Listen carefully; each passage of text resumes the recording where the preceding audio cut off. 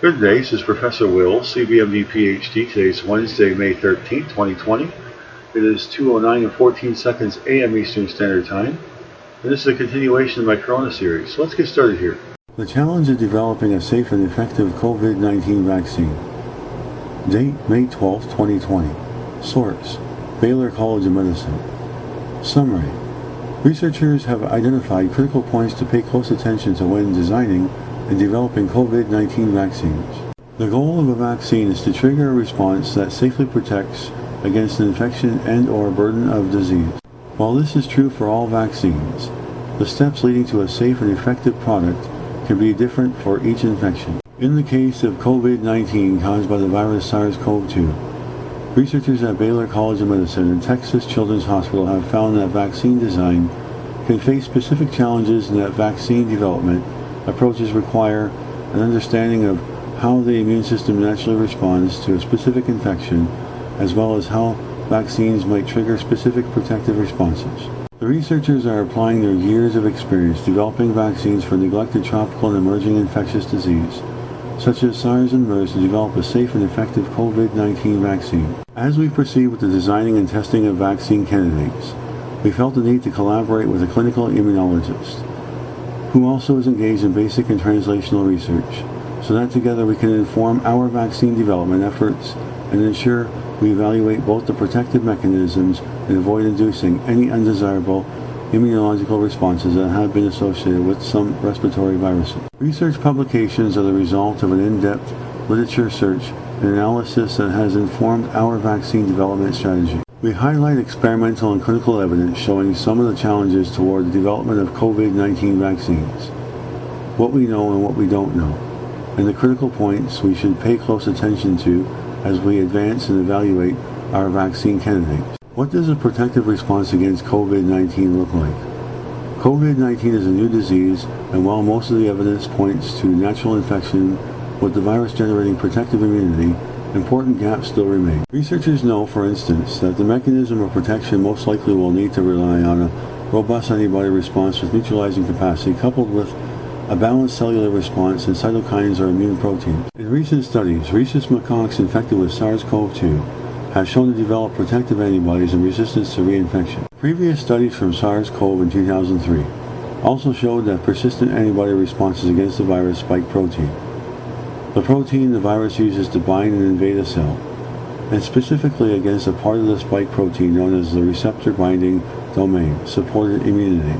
We are encouraged by the evidence supporting the likelihood that immunizing against the spike protein's receptor binding domain represents a realistic and viable vaccination strategy. However, many questions remain. Studying the immunological responses triggered in people infected by the virus is one way researchers can select what viral components or antigens are promising candidates to use when designing the vaccine. That, coupled with studies using laboratory models of disease, is how scientists attempt to predict what are the ideal mechanisms of protection triggered by vaccines. Researchers developed a vaccine strategy based on this fragment of the viral protein, the receptor binding domain. How to design a vaccine that safely protects against COVID-19. Experimental and preclinical observations made during prior attempts to develop vaccines against respiratory viruses suggest that some vaccine formulations may trigger undesirable responses. Some of these responses may be cell-mediated, while others may be triggered by antibodies. Cell-mediated responses. Preclinical testing of some experimental vaccines followed by viral infection in animal models showed tissue damage caused by cellular infiltrates after the induction of the immune response. Some experimental animals developed an inflammatory response in the lung or liver characterized by significant infiltration of immune cells, lymphocytes, monocytes, and eosinophils. Our literature search suggests that this cellular infiltration can be associated with IL-6, a cytokine or immune protein that is strongly increased in patients with COVID-19 who experience a cytokine storm, an excessive production of cytokines that can be life-threatening. We also found studies that show that Th17 immune responses likely could account for the cellular infiltrates, including eosinophils, observed in animal models. This immune infiltration was observed with experimental viral vectored vaccine. Viral vectored vaccines use a chemically weakened and different virus to transport components or antigens of the COVID-19 virus into the body to stimulate an immune response. Although more research is needed to understand the mechanisms of cell-mediated responses and their relevance to clinical outcomes, The potential of significant immune cell infiltration has important implications for COVID-19 vaccine development. Research also suggests that the selection of adjuvants, agents, traditionally added to vaccines to boost a positive immune response, may impact the type of immune response triggered. For instance, in SARS vaccines, using alum reduces cellular infiltration, indicating that this adjuvant could minimize these undesirable responses. Based on prior evidence, we also opted to evaluate and use alum in our COVID-19 vaccine formulation, since our goal is to ensure we reduce the possibility of inducing an undesirable immune response. Antibody-mediated responses, called antibody-dependent enhancement. This response has been previously observed in dengue and other viral infections. Antibody-dependent enhancement in dengue occurs when antibodies bind to the virus and shuttle it inside infection-fighting cells called macrophages. Once the virus coated with the antibody is inside macrophages, it doesn't die, it replicates. The macrophages end up spreading the infection inside the organism as macrophages move around.